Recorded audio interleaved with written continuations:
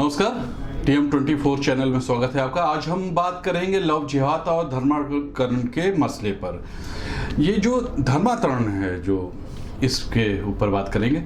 आज कश्मीर से लेकर कन्याकुमारी तक लव जिहाद और धर्मांतरण के मुद्दे एक बार फिर सियासत गरमा चुके हैं। जम्मू कश्मीर में सिख लड़की और मुस्लिम लड़के से जुड़े मुद्दे जिस प्रकार पक्ष विपक्ष वहां तीखे आरोप लगा रहा है और सिख संगठनों ने सरकार से उत्तर प्रदेश और MP मध्य प्रदेश की तर्ज पर लव जिहाद कानून बनाने की मांग की है।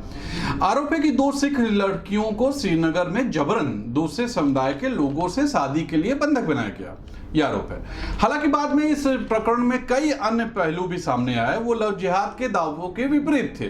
खैर, अब तक लव जिहाद का मुद्दा जोड़ पकड़ चुका था जब तक ये चीजें हुई, बाद में साबित हुआ।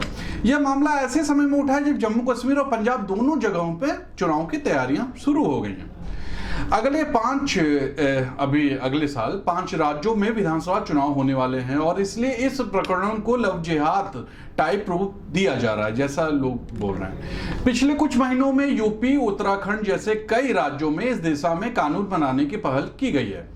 कानून बनाने के लिए राज्यों ने अध्यादेश का रास्ता अपनाया। इस बीच लव जिहाद पर दोनों तरह के तर्क सामने आए।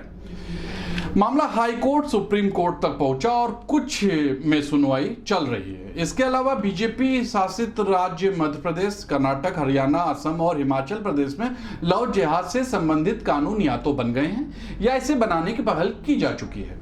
गुजरात में तो पिछले महीने ही यह कानून प्रभाव में आया है, आप गौर कीजिएगा। अब आपको बता दें कि लव जिहाद से जुड़ा कानून कोई नया नहीं है।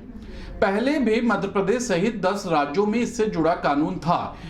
इस बार इसमें संशोधन करके दोषियों को कड़ी सजा देने का प्रावधान किया गया है। लव जिहाद के मामलों में 5 से 10 साल की जेल हो सकती है। इधर विपक्ष इस मसले पर अब तक चुप रहा है। उसे पता है कि पहले ही ऐसे मसलों पर उसका राजनीतिक नुकसान हो चुका है।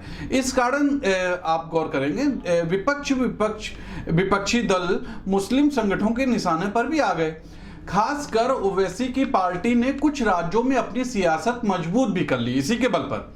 विपक्षी दलों को यह भी लगता है कि इन मुद्दों का सिर्फ सियासी मकसद है जो इसके विरोध करने से पूरा हो जाएगा। इसलिए विपक्ष ने इससे खुद को दूरी रखने का फैसला किया है, ऐसा दिख रहा है। हम बता दें कि लव जिहाद के नाम पर राजनीति भले ही आज गर्म हो, हिंदुवादी संगठनों के लिए मसला सालों पुराना है। साल 1909 में प्रखर हिंदूवादी नेता UN मुखर्जी, गौर कीजिएगा, ने धर्मांतरण का मुद्दा उठाया था और उस वक्त इस मुद्दे पर जोरदार बहस हुई थी 1909 में। तब हिंदू संगठनों ने एक हस्त शुद्धि और संगठन नाम से एक अभियान भी चलाया था। यह अभियान पूरे मुल्क में चला और घर वापसी अभियान का ही एक रूप था, इसको ऐसा माना गया। तब से लेकर आज तक हिंदू संगठनों के एजेंडे में ये अहम है। 2014 में जब नरेंद्र मोदी की अगुवाई में केंद्र में बीजेपी की सरकार बनी तो कानून के स्तर पर इसकी पहल हुई। लव जिहाद शब्द का पहली बार इस्तेमाल 2009 में केरल में वाम दलों की ओर से किया गया था। वहां वाम दलों ने ईसाइयों के मुस्लिम धर्म परिवर्तन का मुद्दा उठाया था। लेफ्ट के VS अच्युतानंद एक नेता थे, यह मुद्दा उठाने में शुरुआती नेताओं में वो शामिल थे, जो आप मान सकते हैं कि वो इसमें माने जाते हैं। मामले की जांच करते हुए केरल पुलिस ने कोर्ट में लिखित रिपोर्ट दी कि कई संगठन साजिशन केरल में लड़कियों को मुस्लिम बनाने के मकसद से प्रेम करते थे। दरअसल केरल में लेफ्ट और हिंदू और ईसाई वोट के सहारे सत्ता तक लोग जाते हैं, जो वहां की राजनीति है। फिर कर्नाटक में इसका प्रयोग हुआ। बाद में बीजेपी और दूसरे हिंदू संगठनों ने इसे राष्ट्रीय मुद्दा बना डाला।